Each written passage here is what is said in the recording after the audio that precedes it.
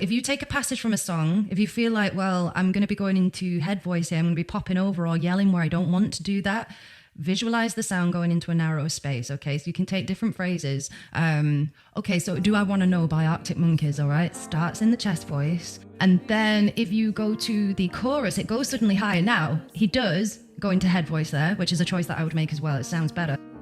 I wanna know if this feeling flows both ways. Sad to see you go. Just let go of it, that's all. You hear? Just go like this.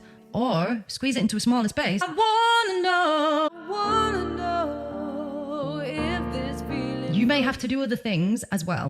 A lot of these things in the article are actually the same thing, or you need to use a combination of lots of different ones, but it's just how you visualize it to get you over that problem quickly, okay? So we're just trying different ways of perceiving this. And in order to push the voice into a narrower area with that visualization, I just need to add a little bit more pressure, because that's literally what would happen. Say if you were, if water's falling down a wide pipe and then all of a sudden it comes to a funnel area, the pressure would increase because there's